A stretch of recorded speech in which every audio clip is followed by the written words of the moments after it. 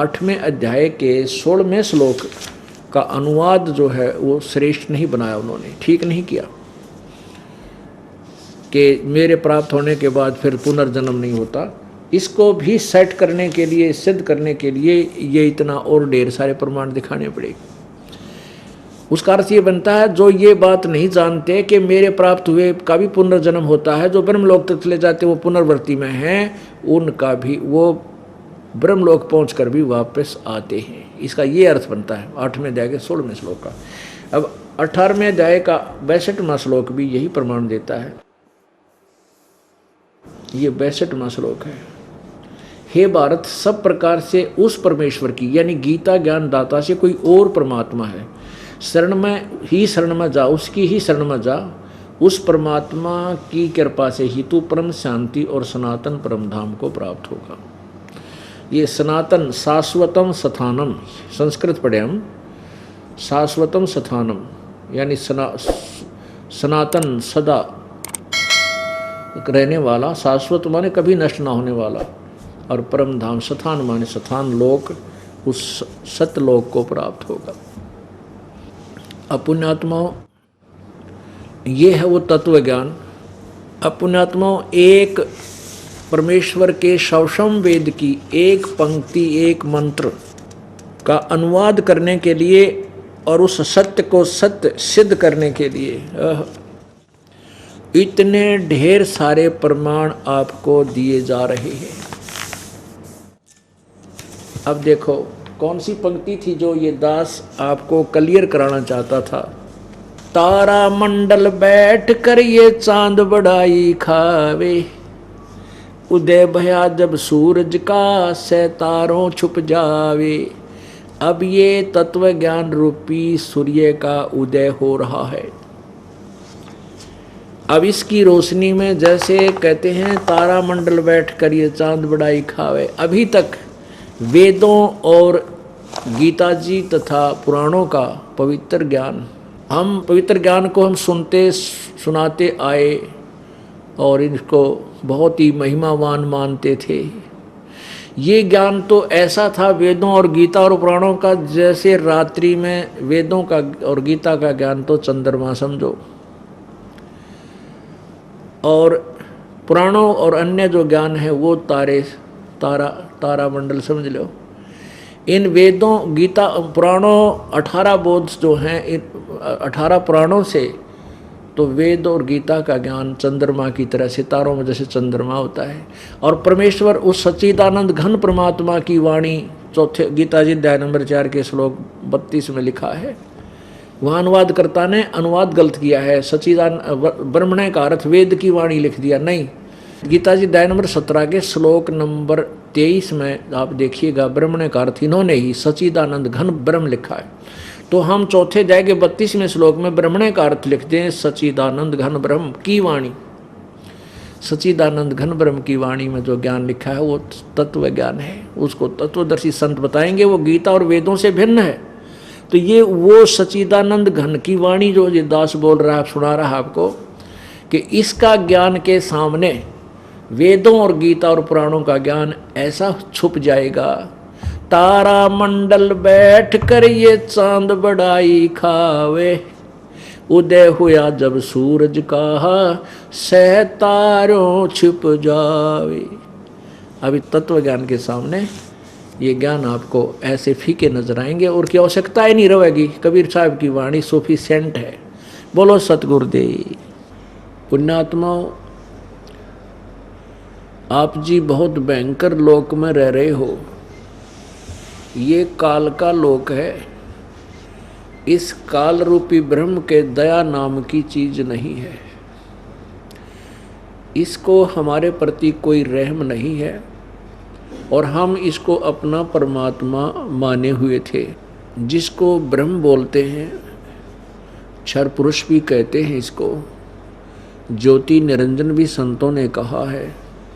ये काल है, इसने सत्यलोक में, उस अविनाशी लोक में, शाश्वत स्थान में एक भयंकर भूल करी थी।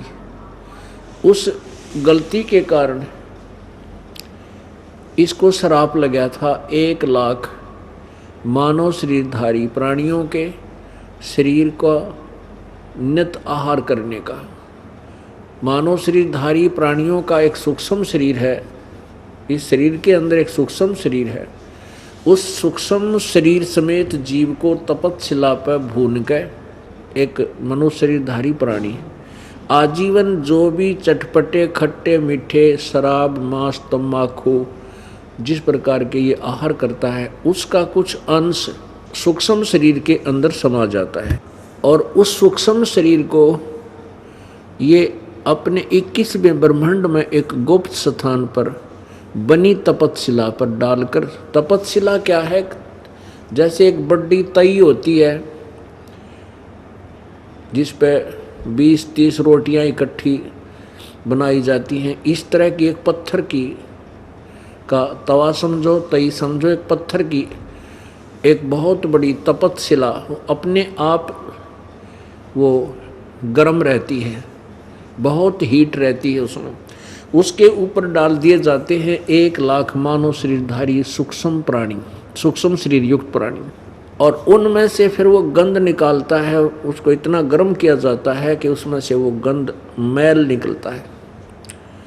जीव मरता नहीं, जीव तो फिर अपने कर्माधार पर फिर आगे कोई जिस भी देव बनना है, एक महादेव बनना है या राजा बनना है, रंक बनना है या स्वर्ग जाना है, नरक जाना है, उस आधार से वो फिर भेज दिया जाता है। इसको ये श्राप लगा हुआ है और इसके 21 ब्रह्मांडों में कोई भी प्राणी स्थायी नहीं है, अमर नहीं है। ये खुद भी अमर नहीं है, स्वयं भी अमर नहीं है, इसका भी नाश होता है, मृत्यु होती है। दुर्गा भी अमर नहीं है और ब्रह्मा विष्णु महेश भी अमर नहीं है। और आप और हमारी तो स्थिति सबके सामने है। अब यहाँ क्या बताया है कि एक उदाहरण दिया परमेश्वर कबीर देव ने, कबीर जी ने। उस परमेश्वर ने स्वयं आकर के यहाँ काल के जाल को हमें समझाया है। वो परमात्मा बहुत दयालु है, स्वयं ही दया करता है और अपने उस निर्मल लोक को छोड़कर यहाँ इस गंदे लोक में आता है, हमारे लिए आता है। क्योंकि हम सभी आत्मा, चाहे आज कोई हिंदू बना है, सिख बना है, मुसलमान बना है, ईसाई बना है, या कोई चींटी बना है, हाथी बना है, कीड़ी मकोड़ा बना है, या कोई किस भी योनि में कोई पशु पक्षी बना है, या कोई पौधा पेड़ बना है, ये सभी आत्मा उस कबीर देव भगवान की हैं, कबीर प्रभु की हैं, परम अक्षर ब्रह्म की हैं हम सभी आत्माएं। और अपने का दुख अपने को ही होता है। पुण्यात्माओं, यदि ये भगवान जिसके लोक में हम रह रहे भगवान हो तो हमने गधे बनावे, गधी बनावे। मनुष्य जीवन में इतना कष्ट, इतिहास देख लो, यहाँ पर किसी के हाथ कट गए, किसी के टांग कट गई, कोई अंधा हो रहा है, किसी का लड़का मर गया, किसी की बेटी विधवा होगी, किसी का कोई दुख है, किसी को कोई दुख है, और फिर 84 लाख योनियाँ बनाकर डाल दी इसने। पुण्यात्माओं, ये भगवान जैसा लगता है परंतु भगवान नहीं है। इसने कैसा व्यवहार किया हमारे साथ, जैसे कसाई बकरे पालता है। कसाई का स्वार्थ निहित होता है उसमें, लेकिन वो अबोध बकरे और बकरियां वो नहीं समझ सकते उसके गहरे जाल को, उनमें इतनी बुद्धि नहीं है। वो क्या करता है, उन बकरे और बकरियों के लिए बहुत लंबी चौड़ी एक चरागाह बनाता है, जिसके प्रतिदिन की 10-20 बकरों की सेल है, तो वो हजारों की संख्या में बकरे पालता है। उनके लिए गर्मी सर्दी से बचने के लिए उनके लिए शेड बनाता है, शेड, और लंबी चरागाह रखता है जहाँ वो चारा चरते हैं। एक तालाब बनाता है जहाँ वो पानी पीते हैं, जल पीते हैं। तो वो बकरे ये सोचते हैं कि हमारा जो मालिक है बड़ा दयालु है, हमारी कितनी केयर टेक करता है, कितनी देखभाल कर रहा है। और जब वो कसाई उन बकरों में आता है तो उनको वो भोले बकरे, वो भोली आत्मा अपना दयालु मालिक मान के कि जिसने इतनी सुविधा दे रखी, उसके साथ प्यार करते हैं, उसकी तरफ दौड़ कर आते हैं। वो उनकी बाजू पकड़ कर देखता है। अब कसाई तो देखता है यू कै किलो का हो गया, कितने का बिकेगा, कितना मांस हो गया इसमें, और वो उससे प्यार करते हैं, ऐसे चाटते हैं और उसके प्यार देते हैं अपना मालिक मान के। और जब उसको आदेश मिलता है, ऑर्डर मिलते हैं कि 10 बकरों का आज मांस बेच दे, तब उस समय वो नहीं देखता यू किसका बेटा मरेगा, किसकी बेटी मरेगी, किसी का बाप मरेगा, किसी की माँ मरेगी। वो तो डंडा लेकर के और 10 बकरे मोटे मोटे छांट लिया होगा, बकरे या बकरी, और ला करके वहाँ कड़च करा देगा। वो ना देखता किसका बेटा मर गया, किसी बेटी मर गई, किसी माँ मरी या भाई मरा। ठीक इसी प्रकार यो काल भगवान हमारे साथ व्यवहार करता है। इस काल भगवान का प्रथम रूप तो दिखा जैसे यो भगवान में पड़ा है काल ब्रह्म का, लेकिन इसका परम रूप काल है, यानी इसका श्रेष्ठ रूप तो काल है, असली रूप, परम माने असली। अब इस काल के जाल को ना ब्रह्मा जी समझ सके, ना विष्णु जी, ना शिव जी, और अन्य देवता ऋषियों का तो जिक्र कहाँ है वो समझ सके इसको। ये क्या करता है कि अपने वास्तविक रूप में प्रकट कभी नहीं होता। जो इसका वास्तविक विकराल रूप है, ओछा माथा, लंबे दांत, और जैसे गीता जी का ज्ञान देते समय इतना अपना वो स्वरूप दिखाया था, जैसे अर्जुन जैसे योद्धा कांप गए उसके रूप ने देख कर, ये उसका वास्तविक रूप है। ये इसको छुपा भी सकता है, 1000 भुजाओं तक ये बना दिखा भी सकता है। जैसे मोर अपने चंदों को इकट्ठे कर लेता है और फैलाता है, जब चारों तरफ घुमा करके बहुत विस्तृत कर लेता है, ऐसी इसके पास सिद्धि है। यही विष्णु रूप और यही ब्रह्मा रूप, यही शंकर रूप, शिव रूप धारण कर लेता है भ्रमित करने के लिए, और अपने सभी कार्य को ये ऐसे कराता है। तो विष्णु पुराण के अंदर एक प्रमाण है कि विष्णु भगवान का, क्योंकि विष्णु पुराण में इस काल रूपी ब्रह्म का अर्थात महाविष्णु, इसका भी विवरण है, और इसके पुत्र सतगुण विष्णु का भी विवरण है, उसकी भी लीलाएं हैं। अब देखिएगा श्री विष्णु पुराण, जिससे सिद्ध होगा कि इसका प्रथम रूप तो भगवान है। अब भगवान कैसे है, जैसे कितना सुंदर पृथ्वी दे रखी, पृथ्वी में शीतल जल, मीठा जल, और बाग बगीचे, काजू किस्मत, सेब संतरे, और कितनी सुंदर हवा बह रही है, कितने अच्छे बाग बगीचे हैं, यहाँ कितना अच्छा व्यवस्था कर रखी है। तो ये देखें तो बहुत अच्छा, वे तो भगवान ने पड़ा है, ये तो परमात्मा ही है। और फिर देखें, सुनते हैं, अखबारों में पढ़ते हैं, समाचार पत्रों में, समाचारों में देखते हैं, या वैसे एक आंखों देखे दृश्य हमने देखे हैं। एक एक्सीडेंट में एक परिवार के 4-4, 5-5 सदस्य मृत्यु को प्राप्त हो जाते एक ही सेकंड में। वो क्या, फिर कहाँ गई भगवान की दयालुता, हाहाकार मचा हुआ है।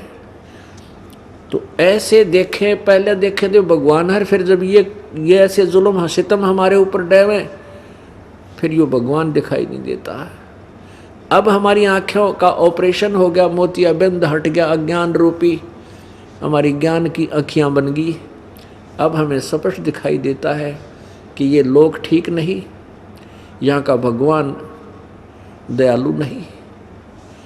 हम सतलोक से आए हैं, सचखंड से आए हैं, वहाँ पर ऐसी ही सृष्टि है। अभी तक जितने भी पंथ संत जो सचखंड का ठेका ले रहे थे, विशेषकर ये राधा स्वामी और धन धन सतगुरु वाले, इनने तो सतलोक को अपने जो है ना ऋण रख रखा, गहने ले रखा, अज्ञानो ये पहुँचेंगे वहाँ कोई जावे को नहीं। अब इनको कह का पता नहीं सचखंड के बारे में, और उस विधि का पता नहीं जिससे परमात्मा उस सतलोक में जाया जाता है भगवान के दरबार में। और वहाँ क्या है ये बताते हैं, सचखंड में, सतलोक में तो प्रकाश ही प्रकाश है, प्रकाश ही प्रकाश है, भगवान वहाँ है नहीं, वो निराकार है। और आत्मा परमात्मा में ऐसे मिल जाती है जैसे बूंद समुद्र में। बताओ, अगर ईसाई भगवान है, वहाँ कुछ भी नहीं है, फिर हम क्या करेंगे वहाँ जाके? अगर उसमें मिलना है तो समुद्र में डूब कर मरने वाली बात होगी, कौन मरेगा जाके? ऐसा नहीं है, वहाँ पर भगवान है हमारा, एक सुंदर गुमज में विराजमान है वहाँ पर ऊपर सतलोक में, और वहाँ ऐसी सृष्टि है, वहाँ कभी वृद्ध नहीं होता प्राणी, सदा युवा रहता है, मरता नहीं, फिर एक बार जन्म होता है, फिर वो कभी मृत्यु को प्राप्त नहीं होता, सदा युवा शरीर रहता, वृद्ध नहीं होते वहाँ पर। और किसी चीज़ का अभाव नहीं, कोई राग नहीं, कोई दोष नहीं, कोई भाई बंटवारा नहीं, सदाबहार फलदार वृक्ष, वहाँ अमृत आहार है खाने को, वहाँ किसी प्रकार का कोई द्वेष नहीं। हम वहाँ रहेंगे, वहाँ जाने के लिए हमने अब यहाँ तैयारी करनी है। अब जैसे बच्चे जिस भी ट्रेनिंग को करेंगे उसको उसी नौकरी मिलेगी, जैसी पढ़ाई पढ़ेंगे उसको वहीं उसी प्रकार का आगे व्यवसाय मिलेगा, नौकरी मिलेगी। तो हम उस सचखंड सतलोक जाने वाली पढ़ाई पढ़ रहे हैं। अब हम उस सतलोक चले जाएंगे और फिर लौट के संसार में कभी नहीं आएंगे। इसे गंदे लोक में कौन झांका भी कौन नहीं। तो यहाँ का ये भगवान, जो यहाँ का भगवान है, ये 21 ब्रह्मांड का मालिक ब्रह्म है, जो ब्रह्मा विष्णु महेश का ये पिता है, और दुर्गा इसकी पत्नी है, जो ब्रह्मा विष्णु महेश की माता है। इसने अपने तीनों पुत्रों को एक एक गुण युक्त कर दिया, रजगुण युक्त ब्रह्मा और सतगुण युक्त विष्णु जी और तम गुण युक्त शंकर जी को कर दिया, शिव जी को। इनके द्वारा ये यहाँ सृष्टि यानी उत्पत्ति, जीवों की उत्पत्ति विषय वासना प्रेरित करके, और सतिथि एक दूसरे ममता, और संहार यानी शंकर जी थे सबको मरवा के अपनी तपस्या पे भिजवा देता। इसने हमारे को इसलिए यहाँ पाल रखा है, जैसे कसाई बकरे पालता है। अब देखना प्रमाण श्री विष्णु पुराण के अंदर, ये देखिए ना, श्री विष्णु पुराण गीता प्रेस गोरखपुर से प्रकाशित है। इसके अनुवादक कौन है? मुनीलाल गुप्त। प्रकाशक है गीता प्रेस गोरखपुर, गोविंद भवन कार्यालय, कोलकाता का संस्थान। इसके 3-4 पृष्ठ पर आप देखना, ये पृष्ठ नंबर 4, ये श्री विष्णु पुराण,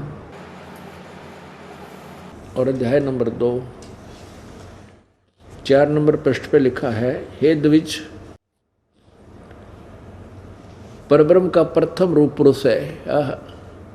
प्रथम रूप पुरुष माने भगवान जैसा है। अव्यक्त और व्यक्त उसके अन्य रूप हैं, तथा काल उसका परम रूप है। ये जो ऋषि थे सारे भ्रमित थे, फिर भी ये उस काल को ब्रह्म को परब्रह्म बोल रहे हैं। ये सारे इनमें उआबाई बोला करते। अब यहाँ कहते हैं, हे द्विज, ब्रह्म का परब्रह्म का प्रथम रूप पुरुष है, और अव्यक्त और व्यक्त उसके अन्य रूप हैं, तथा काल उसका परम रूप है। असली तो काल रूप है उसका। ये देखो विष्णु को इन्होंने, ये काल है, ये इस प्रकार जो प्रधान पुरुष व्यक्त और काल इन चारों से परे है, उससे पंडित जन भी ही देख पाते हैं, वही भगवान विष्णु का परम पद है। ये विष्णु यो काल है, और एक विष्णु सतोगुण है, वो इस काल का पुत्र है। इसमें यहाँ इस काल की व्यवस्था है। अब इससे क्या सिद्ध हो गया कि प्रथम तो यू दिखा भगवान जैसा पुरुष है, पुरुष माने परमात्मा, और इसका परम रूप काल है।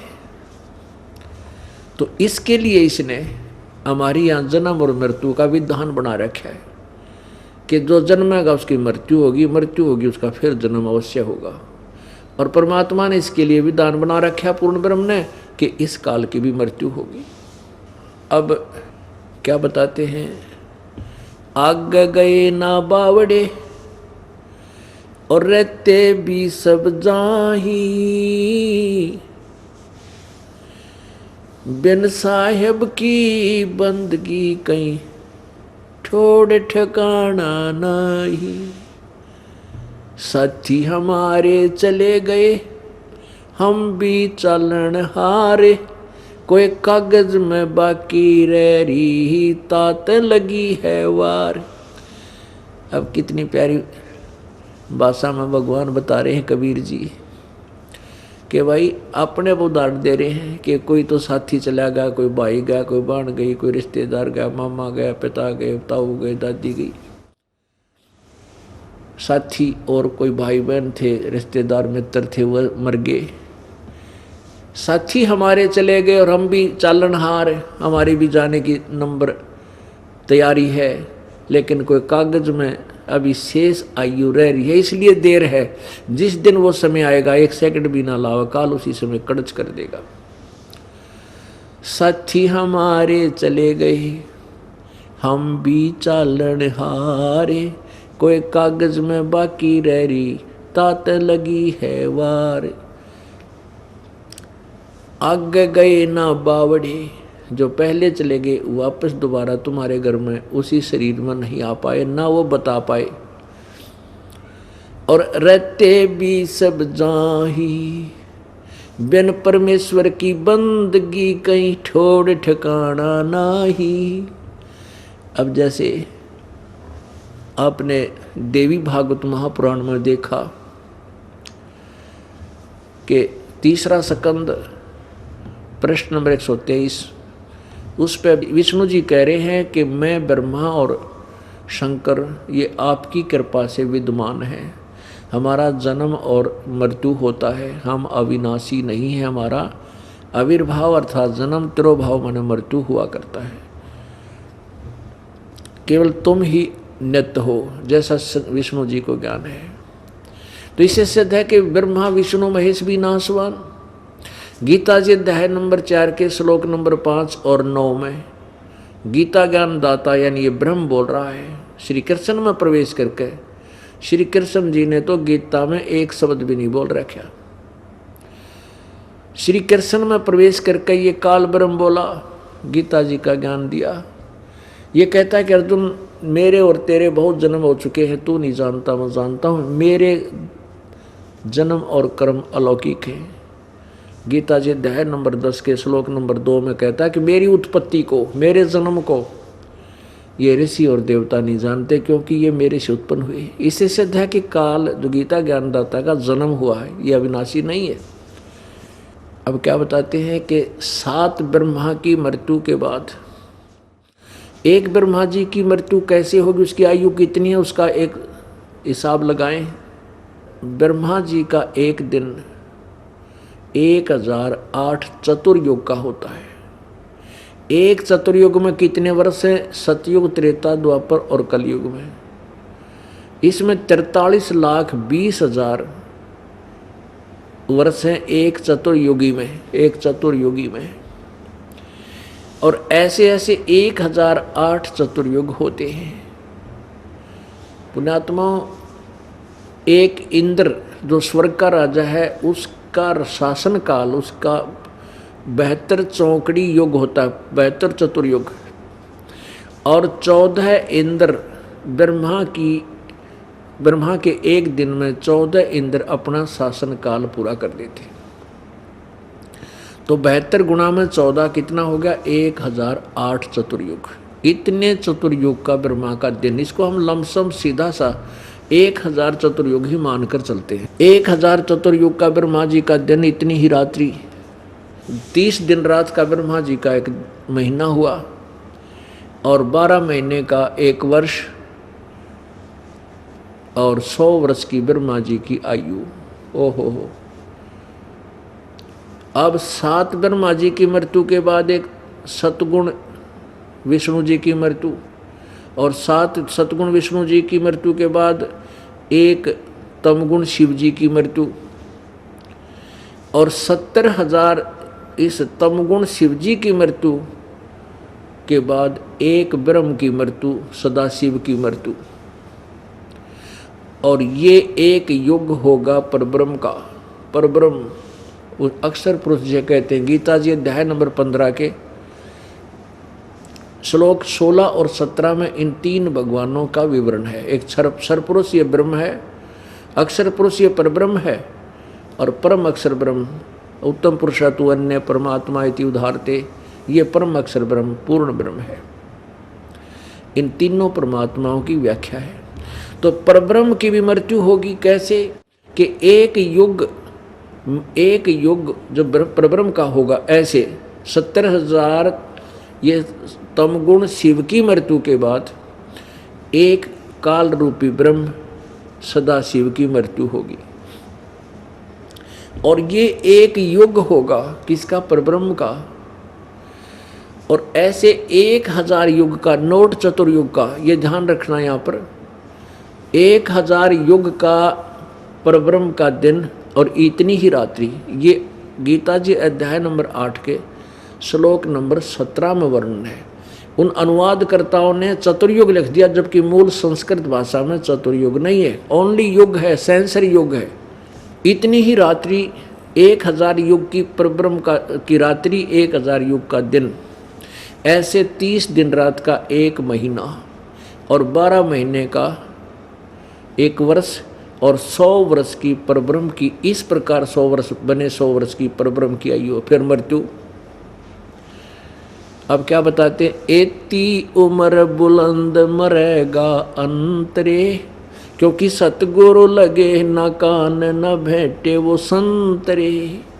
इतनी लंबी उम्र भी अगर तेरी होगी तो भी अंत में मृत्यु होगी। कारण क्या है कि गीता जी अध्याय नंबर 4 के श्लोक नंबर 32 में जिस सच्चिदानंद घन की वाणी के विषय में कहा है, उस तत्व ज्ञान को किसी तत्वदर्शी संतों के पास जाकर समझ, उनको दंडवत प्रणाम करने से और कपट छोड़कर उनकी सेवा करने से, नम्रतापूर्वक प्रसन्न करने से वो तत्वदर्शी संत तुझे उस परमात्म तत्व का ज्ञान कराएंगे, यानी पूर्ण परमात्मा की विधि बताएंगे। तो वो तत्वदर्शी संत नया मिलने से इतनी लंबी उम्र भी तूने पाली अटकलबाजी की साधना ते, तो भी अंत में तेरी मृत्यु होगी। लेकिन पूर्ण परमात्मा परम अक्षर ब्रह्म की मृत्यु नहीं होती। वहाँ गए प्राणियों की किसी की मृत्यु फिर पुनर्जन्म नहीं होता।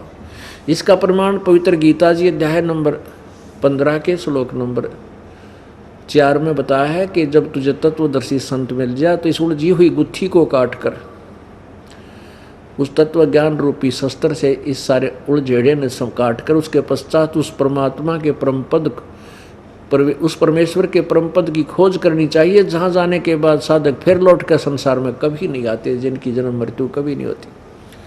और जिस परमेश्वर ने सकल ब्रह्मांडों की रचना की है, और मैं भी उसी की शरण में हूँ, उसी की साधना करनी चाहिए। गीता जी अध्याय नंबर 18 के श्लोक 62 में कहा कि अर्जुन तू सर्वभाव से उस परमेश्वर की शरण में जा, जिसकी कृपा से तू परम शांति और शाश्वत स्थान यानी सतलोक में सदा रहने वाले स्थान में चला जाएगा, तेरी फिर मृत्यु कभी नहीं होगी। तो पुण्यात्मा इससे सिद्ध हो गया कि गीता ज्ञान दाता किसी अन्य और सुप्रीम पावर यानी कंप्लीट गॉड, पूर्ण परमात्मा परमेश्वर की तरफ संकेत कर रहा है, और वही पूर्ण मोक्षदायक है।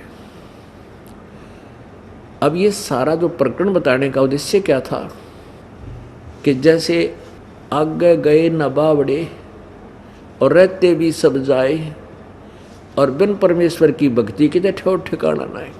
अब जैसे आज हम यहाँ खूब ठाठ बाट से रह रहे, अपने जैसे हमारी बुद्धि काम कर रही, हम इसी को ठाठ बाट समझ रहे, सामने घूटी ला ली, दिन में रिश्वतखोरी कर ली, हाँ इधर के उधर कर परा कर कोई कोठी कार बंगला बना लिया, और जब इसकी मृत्यु हो जाएगी, समय होगा मान लीजिए, तो उसके बाद क्या होगा? मृत्यु तो होगी, अंडरस्टूड है, तो बिल्कुल हार्ड एंड फास्ट रूल है।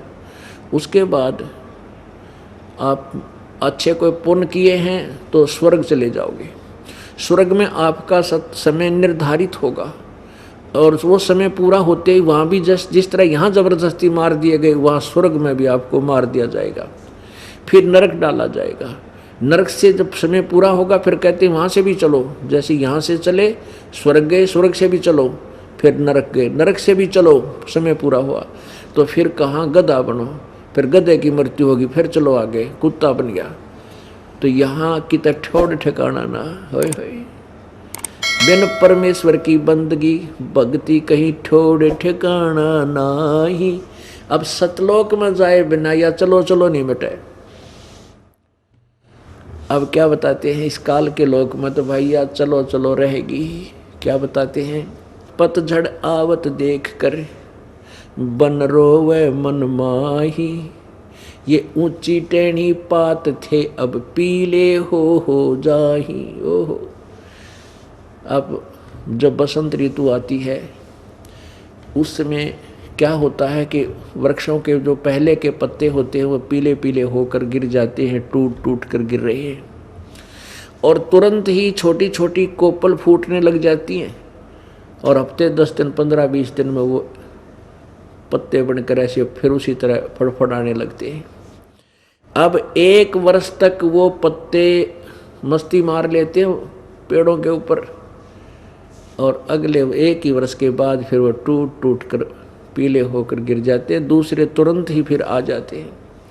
तो यहाँ वो एक उदाहरण दे रहे हैं कि संसार रूपी वन में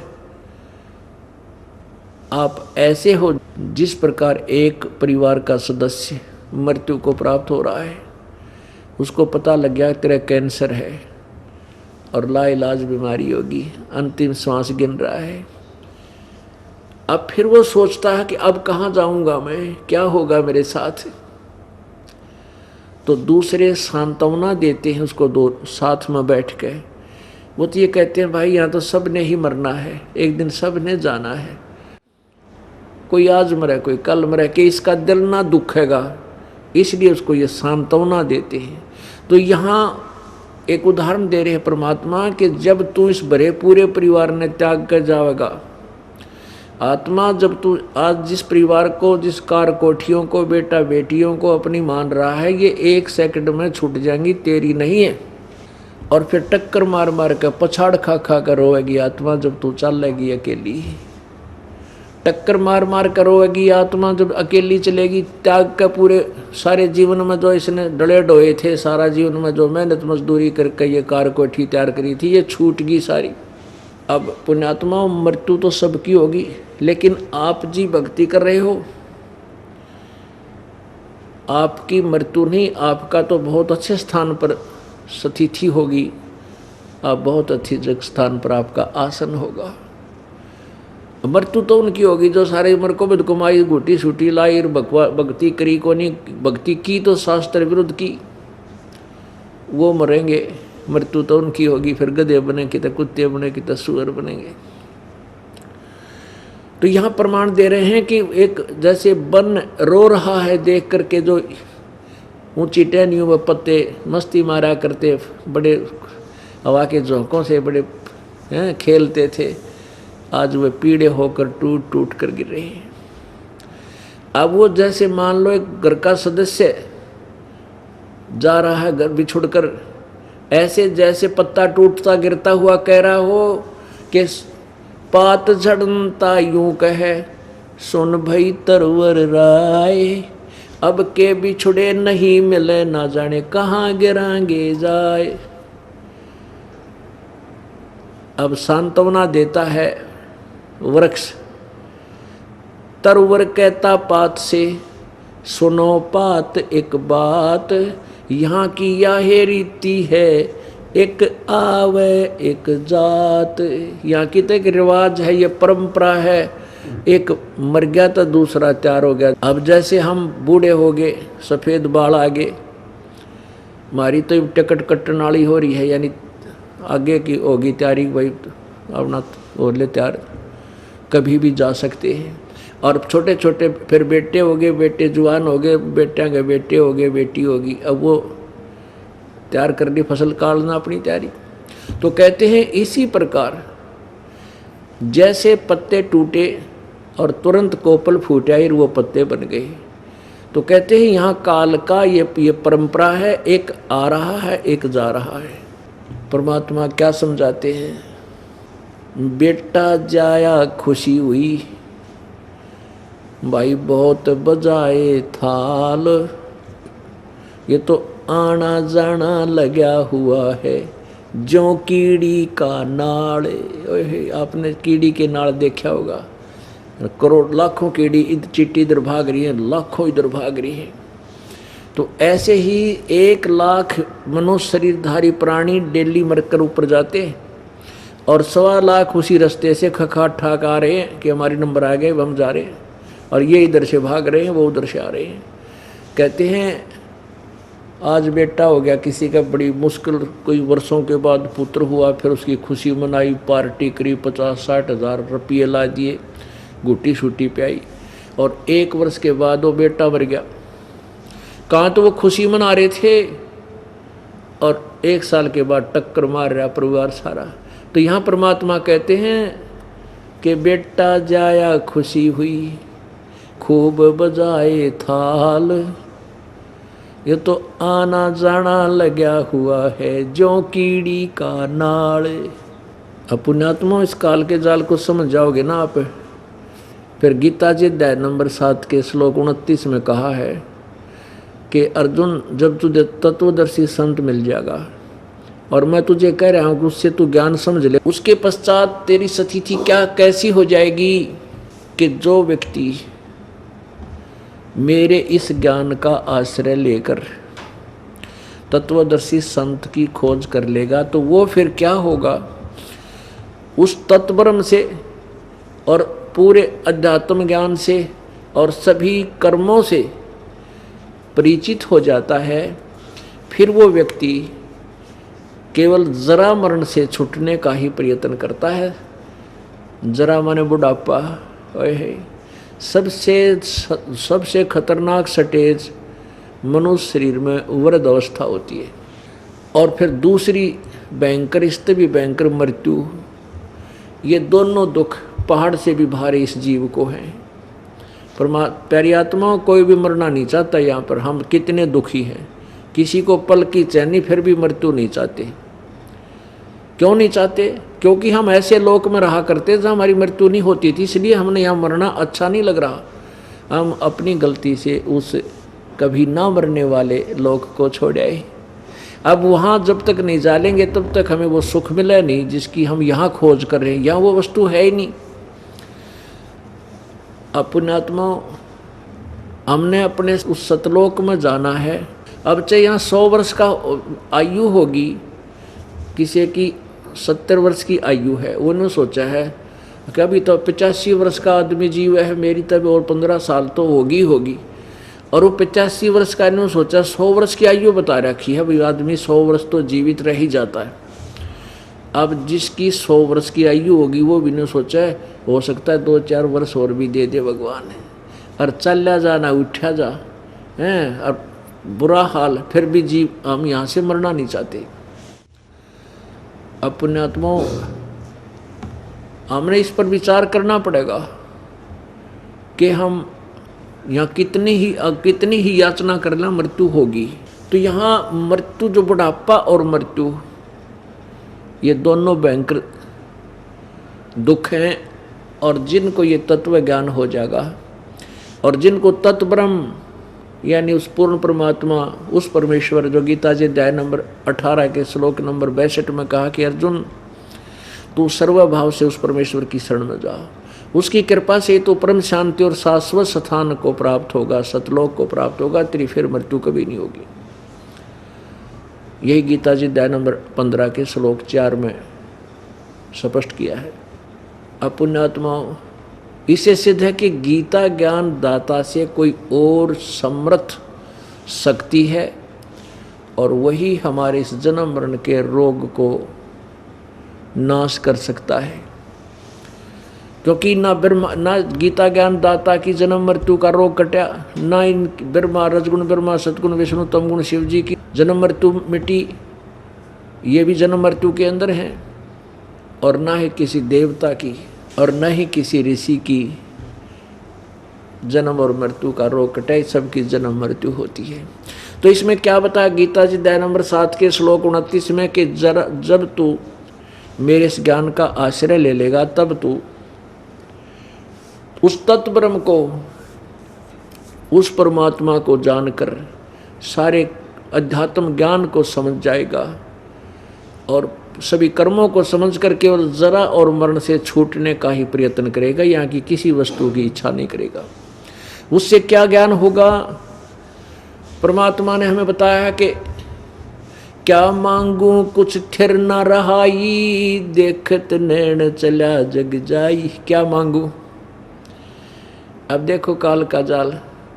अभी हफ्ता 10 दिन पहले की बात है, कर्नाटक के मुख्यमंत्री जी, उन्होंने क्या सोचा था कि मेरी यह दुर्गति होगी, और हेलीकॉप्टर क्रैश हो गया 1 सेकंड में। ना राज्य रहा, ना परिवार रहा। अब क्या होगा? अब ये तत्व ज्ञान बताओगा वो के बनेगा। कबीर हरि की भक्ति बिना ये राजा रसब होवे, माटी लदे कुमार के भाई घास ना नीरे कोई। जो भक्ति नहीं करता चाहे राजा भी हो, हमारी तो औकात क्या बन उसकी।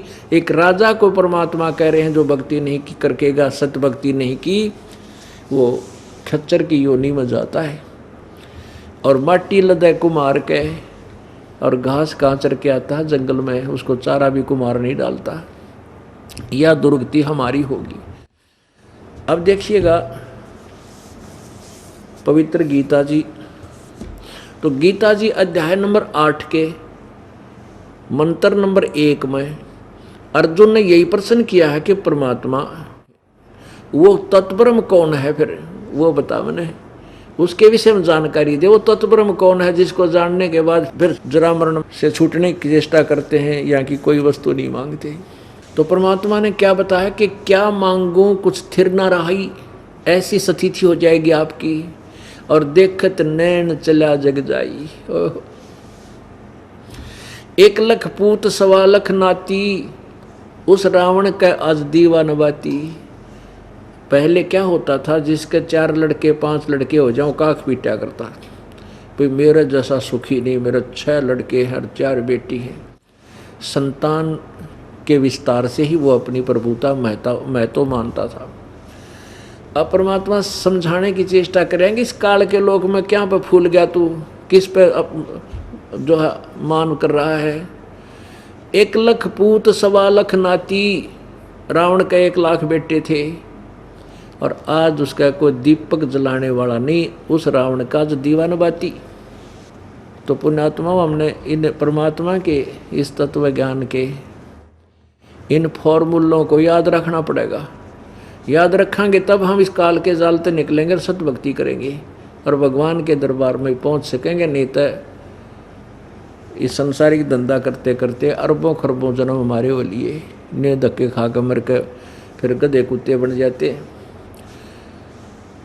आज इंसान माया जोड़ने की इतनी ओढ़ में लाग रहा है, रात और दिन इसने कति चक्कर बन जा रहे हैं। सारी रात ने फिर दिमाग की सुई, माइंड की सुई घूमे जाए जैसे अच्छा तेज मीटर चल करे, और दिन में न्यू कर ले, और 2 रोटी का ब्योंत इसका होता नहीं। अगर यदि हम परमात्मा की शरण में आ जाएं और परमात्मा हमारे सारे काम ठीक करेगा, जो हम नहीं कर सकते उनको भगवान करेगा। जैसे पावर बिजली का कनेक्शन मिल गया तो आटा पीस दे मिनट में, और दूध बिलो दे, और पशुओं का चारा काट दे कट करके। और हाथ से इंसान कितना करेगा, घट घट मंडारा मन माने, एक को 10-20 किलो ना कटे 2 घंटे में।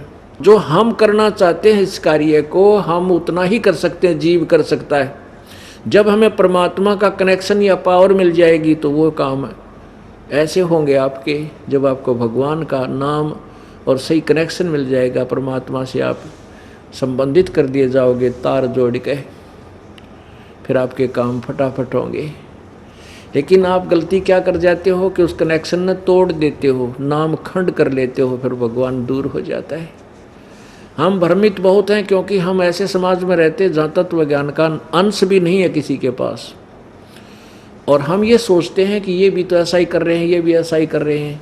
वो नाम भी ले रखा किसी और संतों से, तो उनके पास कोई वस्तु नहीं है, ना भक्ति है, वो कुछ भी कर सकते हैं, करते रहें, उनको कोई लाभ नहीं है। आप भ्रमित मत होया करो।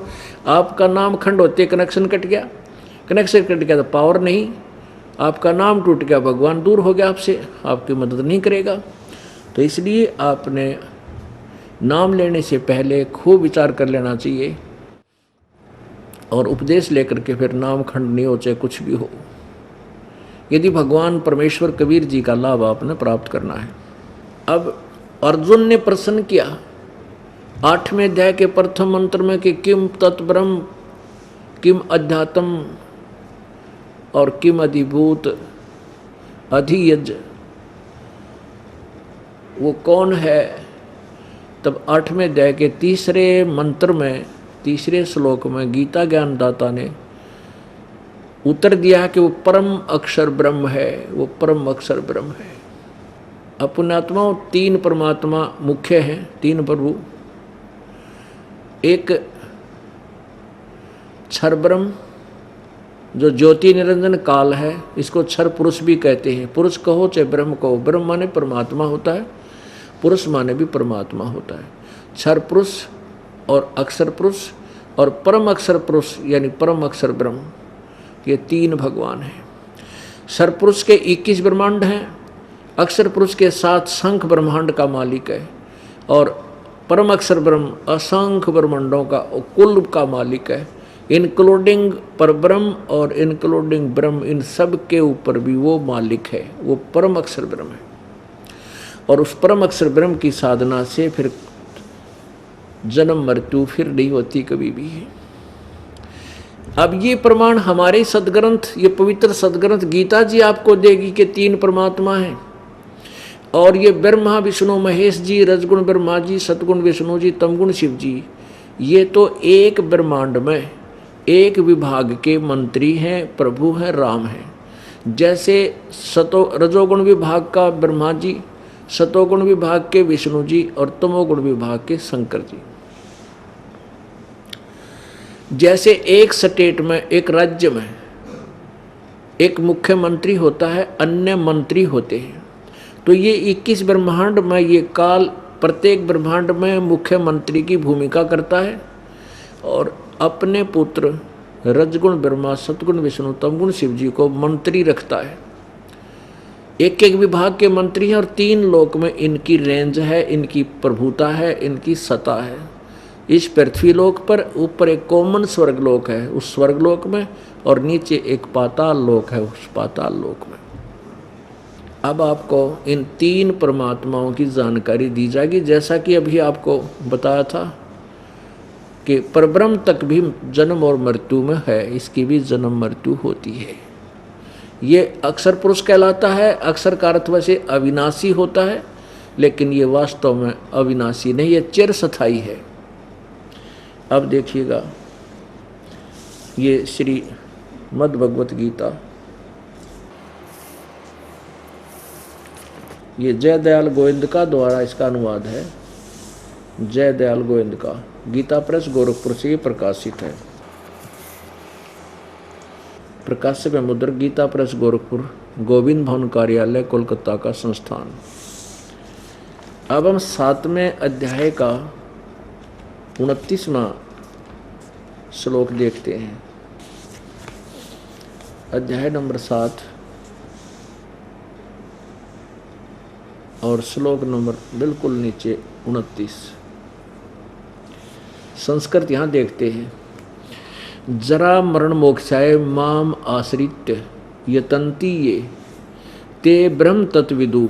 ओह, ब्रह्म तत्व, इसको तत्व ब्रह्म भी कहा जाता है। संस्कृत में उल्टा सुल्टा बोला जाए।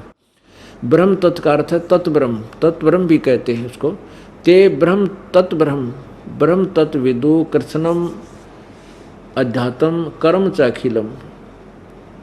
इसका क्या अर्थ है, इन्हीं के शब्दों में अनुवाद करता हूँ मैं। जो मेरे शरण होकर जरा मरण मोक्षाय, जरा और मरण से, जरा माने बुढ़ापा, और मृत्यु से छूटने के लिए प्रयत्न करते हैं, वे संत, वे भक्त, तत् ब्रह्म, ये तत्व, ये ब्रह्म, ये तत् ब्रह्म, तत् ब्रह्म यानी उस ब्रह्म को, संपूर्ण अध्यात्म को तथा संपूर्ण कर्मों को जानते हैं। अब ये 30 है मंत्र कुल 7वें अध्याय का। 30वां यहाँ समाप्त हुआ, ये 8वां प्रारंभ हो गया। 8वां अध्याय प्रारंभ हो गया। इसमें प्रथम ही मंत्र में अर्जुन उवाच, इसमें क्या कहा है, हे पुरुषोत्तम वह ब्रह्म क्या है, यह लिखा है किम तत्ब्रह्म। जिस देखो यहाँ जो तत्ब्रह्म बोला था, तत्ब्रह्म, उस ब्रह्म को और संपूर्ण अध्यात्म को, संपूर्ण कर्मों को जानते हैं, वे तो जरा और मरण से छूटने का प्रयत्न करते हैं। तो यहाँ प्रश्न किया है अर्जुन ने कि किम तत्ब्रह्म, किम अध्यात्म, किम कर्म पुरुषोत्तम, अधिभूतम च किम प्रोक्तम, अधिदेवम किम उच्यते। हे पुरुषोत्तम, वह ब्रह्म क्या है? इसका उत्तर दिया है तीसरे श्लोक में गीता ज्ञानदाता ने। वह परम अक्षर ब्रह्म है, वो परम अक्षर ब्रह्म है। अब तीन परमात्मा, तीन भगवान है मुख्य तौर पर, और ब्रह्मा विष्णु महेश के ये भी राम हैं, ये भी प्रभु हैं, स्वामी हैं। ये केवल एक ब्रह्मांड में एक विभाग के प्रभु हैं, राम हैं, स्वामी हैं, मालिक हैं। पुण्यात्माओं, आपने सुबह के सत्संग में सुना था कि तारा मंडल बैठकर ये चांद बड़ाई खावे, उदय हुआ जब सूरज का स्यों तारों छप जावे। अभी तक जो ज्ञान हमें प्राप्त था केवल ब्रह्मा विष्णु महेश को हम सुप्रीम पावर मानकर इस पर आश्रित थे, और कुछ प्रतिशत नाम मात्र ब्रह्म तक उनकी बुद्धि गई थी, ब्रह्म तक। और उस ब्रह्म उपासना को भी वो ढंग से नहीं जान पाए, कोई कुछ साधना करता था, कोई कुछ करता था। अब हमें उस ब्रह्म से भी ऊपर परब्रह्म और परब्रह्म से ऊपर पूर्ण ब्रह्म परमात्मा की जानकारी अपने सद्ग्रंथों से हो रही है। ये तत्व ज्ञान है। इस तत्व ज्ञान को समझने के उपरांत ये अन्य ज्ञान ऐसे हो जाएंगे जैसे वेद ज्ञान, वेद का ज्ञान अन्य शास्त्रों के ज्ञानों से ऐसे उत्तम लगता था जैसे रात्रि में सितारों में चंद्रमा होता है, तारों में जैसे चंद्रमा होता है। और जब सूर्य उदय हो जाता है तो चंद्रमा का अस्तित्व कतई खत्म हो जाता है, आवश्यकता ही नहीं महसूस होती उस सूर्य की रोशनी में।